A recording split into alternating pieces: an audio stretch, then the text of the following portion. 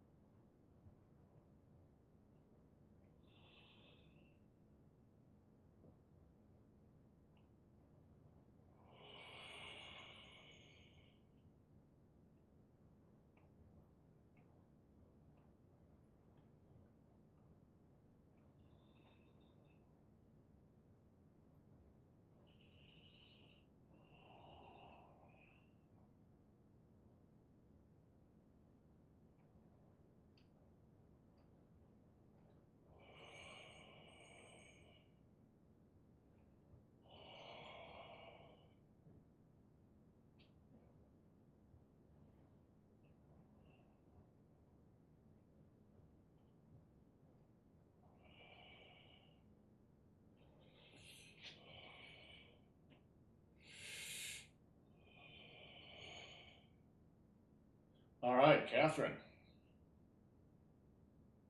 Okay.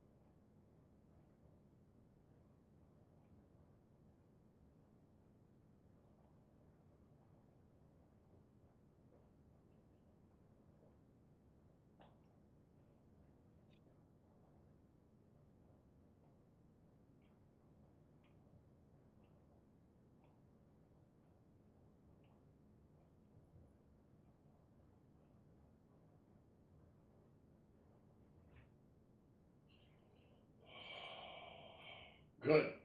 And Jill.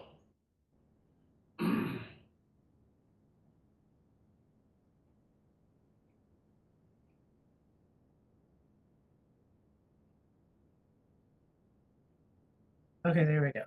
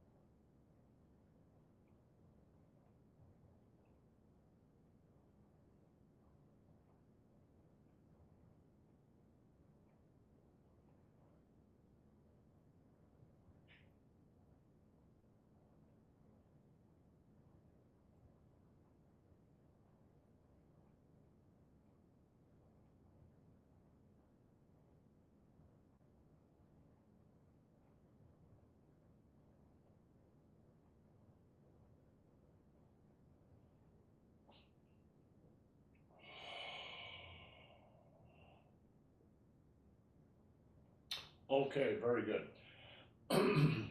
Let's review very, very quickly move one, and then we're going to go on to move two. All right, and I want to talk about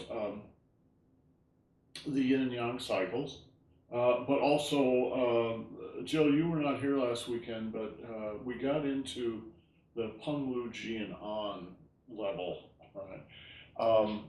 And so I think we should combine the two. So each time we go through a move, we'll do the yin and yang cycles, and then we'll do Peng Lu Ji and An. And maybe Tsai Lea Jiu Kao if we need it, but we won't. So maybe a little Tsai. Um, okay, the very first move.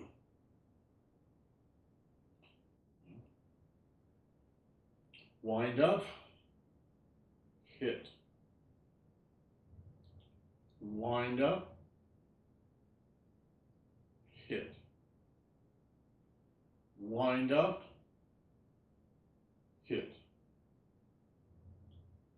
Wind up, hit.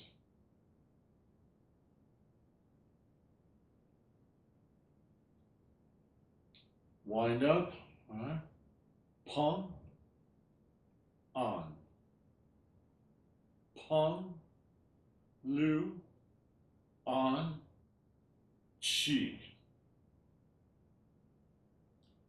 Pung, lu, on. Pung, lu, on.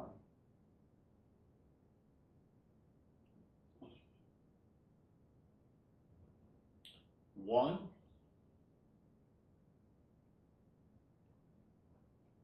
two,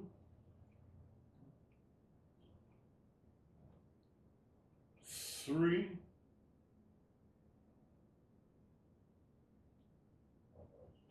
four. And between each of the yin and yang cycles, there's a little transition.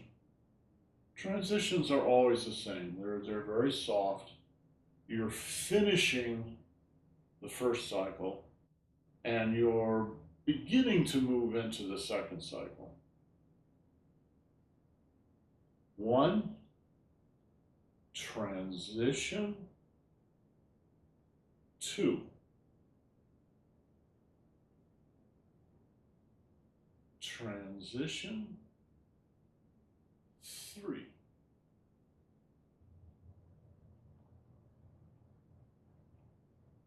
transition.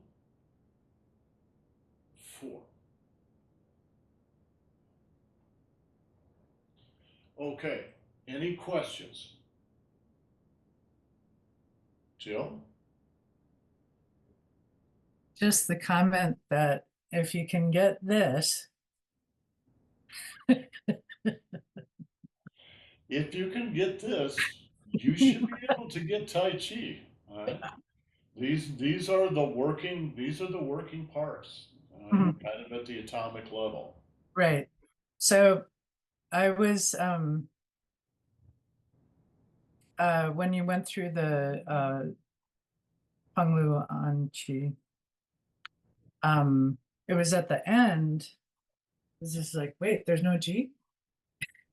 No, this is one of the things we talked about last time. Mm. Generally, 90% of the time, it's Peng Lu on Ji, but it doesn't have to be. Right. Each of those are a particular energy. They can come in different order. Mhm. They may not be there. So you have to look at what you're doing in each instance and make a decision. All right? Pump, pump. Now you could say there's a tiny little bit of blue there and then on. All right? Or you could just say pung and then on. Mhm.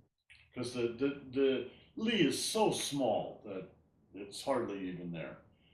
But technically I guess you can say it's there. Pung, lu, on. Pung, lu, on. So those two, you're just repeating it twice. Once really, really small and once much larger. Right? Pung, lu, on. Pung, lu, on. And now comes G. All right? G is that moving forward. What it really is squeezing inside. On the outside, it looks like you're hitting or striking forward, which you are. But what Penglu, On, and G are is not about what's happening on the outside. They're about what's happening on the inside. All right? G. And now there's a transition from here to here is a transition.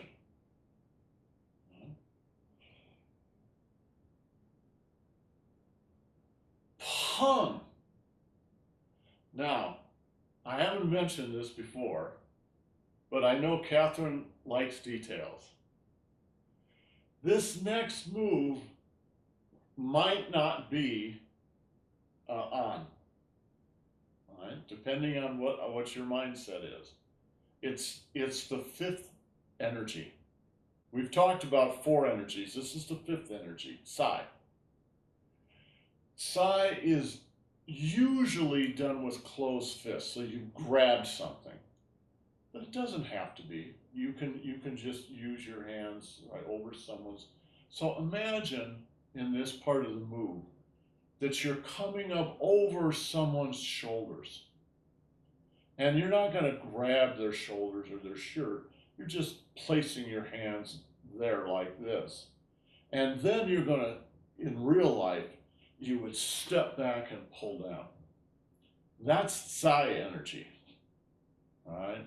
Spelled CAI, all right? Or in the new spelling, TSAI, all right? It means to pluck.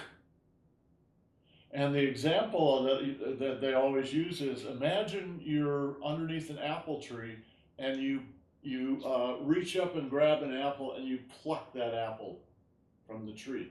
That's psi energy. So this move could be psi energy, but that's actually a little more advanced than this whole form. So instead, we can say that it's really on energy, pressing down energy. When you pull down, it's psi, all right? When you press down, it's on. So we're kind of cheating a little bit by calling that on energy, but for right now, I think it's fine to think of it that way. Any questions? Okay, when I went through this just a minute ago, 4 times, I'm just repeating the same thing using different language and looking at it from a slightly different angle each time, right? The thing itself is what you're doing. The angle you're looking at and the language you're using to describe that angle, well, that's a whole different thing. But you need those angles of vision, and you need that language to take steps up to where you really need to go. Just don't get caught in the language or in the viewpoints, because that's not really Tai Chi. Tai Chi is what you're doing. All right, any questions? All right, I want to go on to the second move and do the same thing to the second move that I just did to the first move, only you guys are going to do it. All right, so I gave you an example of what we want to do. Let's look at the second move, right? And let's all do it together so it's fresh in our mind what the parts are. And then we're going to analyze it in those 4 different ways. Okay?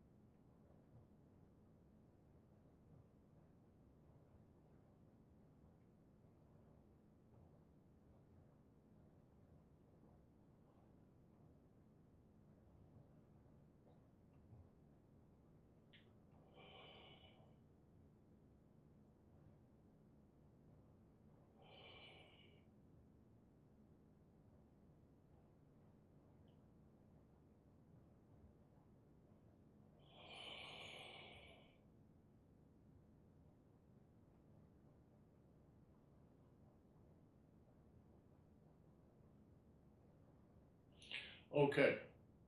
So we're going to have to take this one little bite at a time. But the first thing we should do, what was the first one I did? Was it wind up and hit, correct? All right, Catherine, I want you to lead us through this second move very slowly and just watch yourself, watch what's going on, and identify the places you're winding up and the places you're hitting. Go. Try. Okay. Wind up. Hit.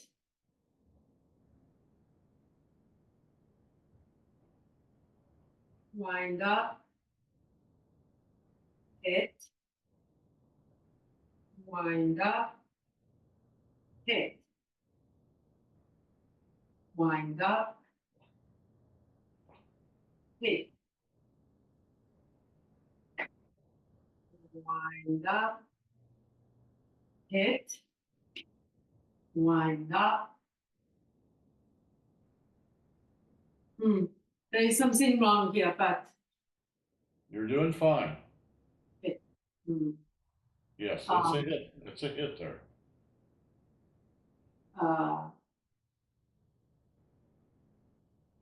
wind up, hit,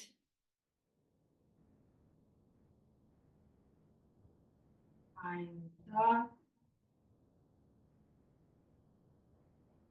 hit, wind up, hit, wind up, hit, wind up, hit, wind up, hit, wind up, hit. Yes, that is 100% correct. You get an A. You get an A plus for today and a gold star. All right, that's right. Now she was a little unsure about certain things, but this is what happens when you're working through something that you don't know about. You're sort of searching through, watching yourself do this, and as you become more familiar with this, it will happen more quickly because you'll understand what you're doing. But she was absolutely right about every single one of those. There are different ways that you could interpret this move. So this is not the only right way to do it, but that is a right way to do it, and it's the very straightforward way to do it, which is, to my mind, the best way to do it. All right. So, for instance, Catherine did something where, right? I don't remember which move it was, but wind up, hit, wind up, hit. That's one way to interpret that. I can also Yes, many other people would just interpret it this way: wind up, hit. But it can be either way.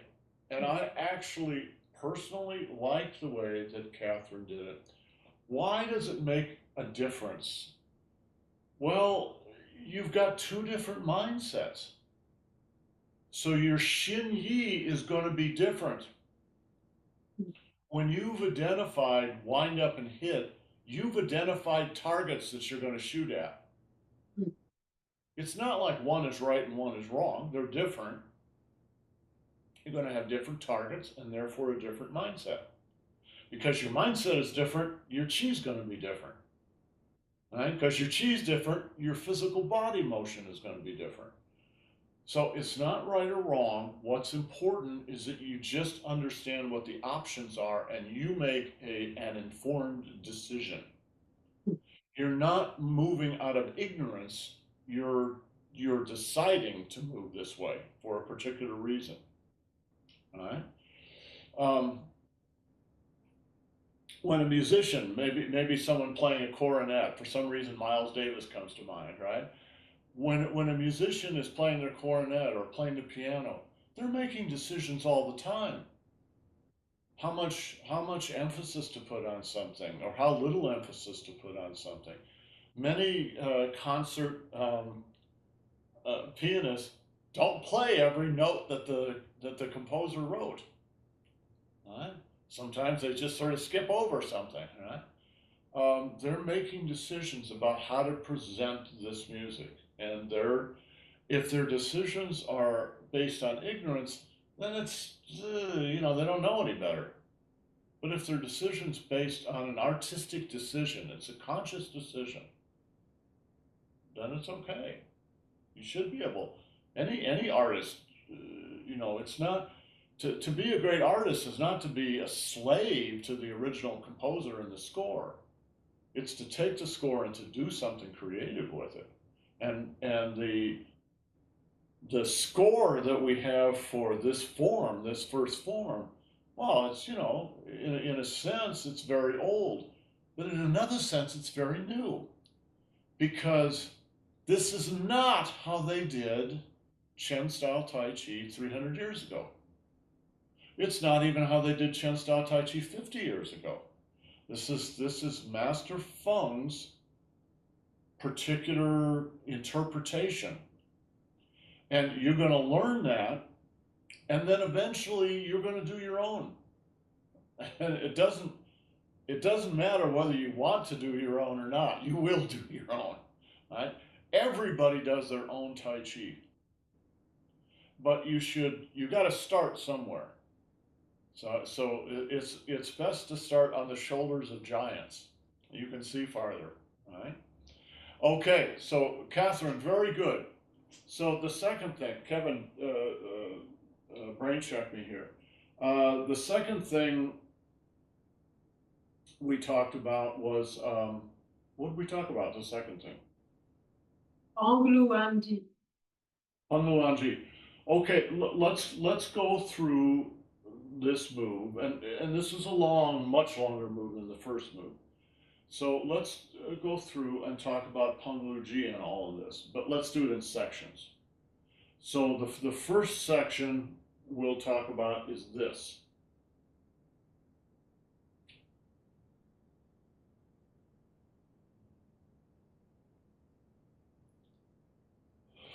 Boom, just to there. Jill, why don't you take that, do the same thing Catherine was doing, just go through it very slowly, take your time, work through and see if you can see where the Peng, the Lu, the An, and the Ji is, realizing that every full circle is going to have Peng, Lu, Ji, and An in it, or Peng, Lu, An, and Ji, right? But not everything you do in Tai Chi is a full circle. So it may not have all four of those, right? So go ahead, give it a try. Okay. Um, do, oh, right. Okay, so, oh, but here's a question. So like transition points? Don't do the transitions yet. That's going to be a separate through. I mean, you should do the transitions, but don't call them out. Just call out the Peng, the Lu, the An, and the Ji. Okay, I will give it an old college try. All right.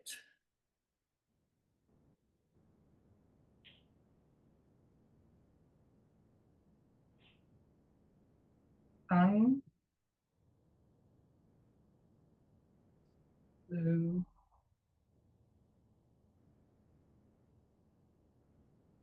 Guess that Stop. I feel like there's So, like, they're all like in there before you go back into Peng. um, one of the things that you've got to do when you analyze, and it's difficult to do, but just kind of shake out the tension and all that kind of stuff, is just let yourself do the form very slowly and watch yourself.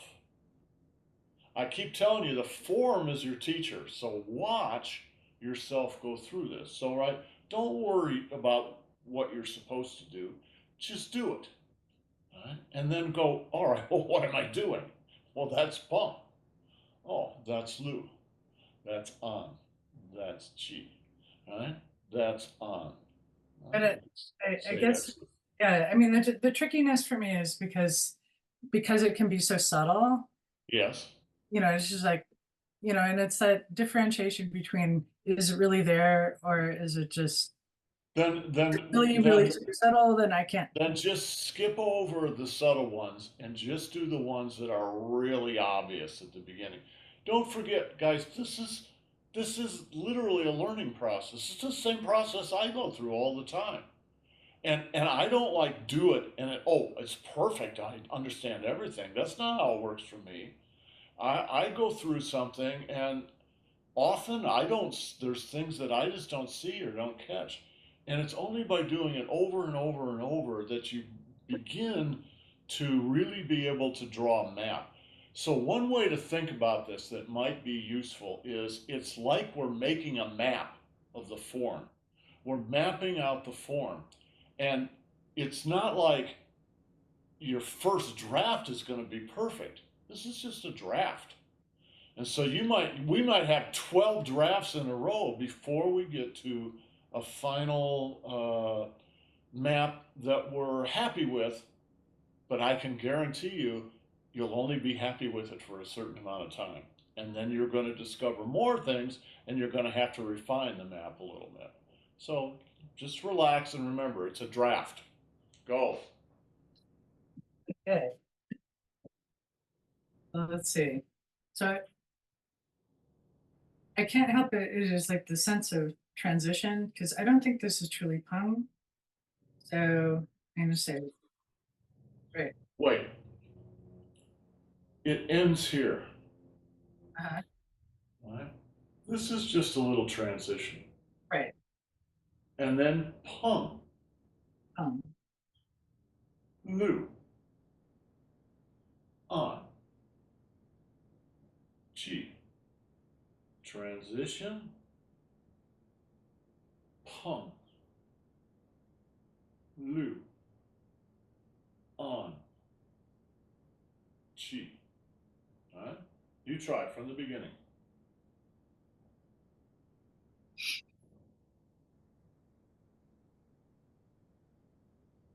Transition. Pung. Oh, your camera froze up. Oh, okay. Never mind. Go ahead. Your camera froze for a minute. It's okay. Go ahead. Okay. Transition. Pung. Lu. Wait, Yes. did I freeze again? No, you're Oh. fine. Pung. Pung. Lu. On. Chi. Yes.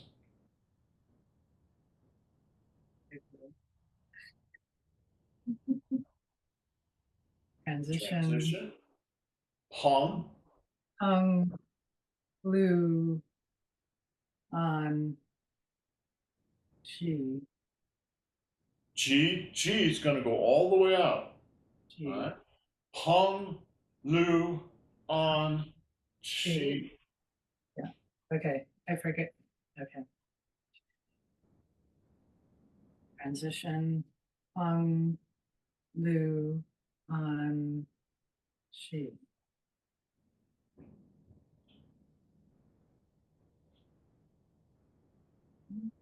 Pung. Lu. Pung and Lu. Yes. On.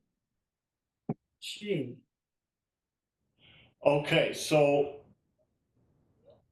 we would have to refine that. It was in the ballpark. I give it maybe an 85 or a 90%, right? So a good solid B. But that's what happens. Of course you're going to be that way.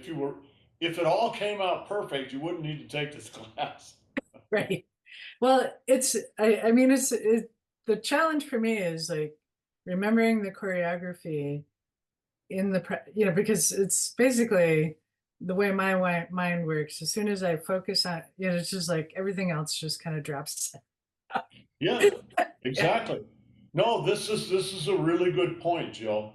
There are when you work in Tai Chi and Qigong, you will discover, if you have not already, there are two ways to use your mind. One of them is very focused, the other is very open. And both of them have very specific uses. So the example I use is when you're driving a car, when you're just, driving down a street in San Francisco, you can't be focused on things like this. You have to have a wide appreciation of what's going on so you can even use your peripheral vision. However, when you see a bouncing ball come out between two cars into the street, you're going to focus on it and you're going to focus on what's happening there because right behind that bouncing ball is going to be a little kid. So now you're going to have to go from, sort of what I call global awareness to very focused awareness. right? So you have to be aware that there's those two forms of awareness, and that in real life you're constantly switching back and forth between those. You're reading a book, focused awareness. You hear some strange noise, you look up and you look around. Now it's global awareness. Then you go back to reading the book, it's focused awareness. The same thing happens in Tai Chi. Right? Global awareness, focused awareness. When you hit somebody, you better be focused on where you're hitting. What good does that do? Guy's over here, right? When you shoot an arrow, everything at a target, everything in you needs to be focused on that target. Your whole body, your whole energy body, right? And the arrow is just an expression of that focus. That's focused awareness. That's very useful. But you can't live in that all the time, right? 100% of the time. In fact, it might be just a very small percent of the time. But look at what's happening in the Tai Chi form, right? We'll finish with this, and we'll come back and finish up with Jill tomorrow. Right? Watch the first move. And a global awareness, focused awareness, global awareness, focused awareness, global awareness, focused awareness. Oh, that's interesting. It's like it's yin and yang. Right? When you're hitting, you're going to be focused on something. Right? So part of this process that we're doing right now will give you clues to things like your breathing pattern. It'll give you clues about your mental focus pattern. All right? Focus. Global. Focus. Global. Focus. Global. Focus. Global. Focus. Now, you don't think about that, but if you actually watch yourself, you'll see that's what your mind is doing. I know this sounds really complicated, but it's not. It's very natural. It's just what we do.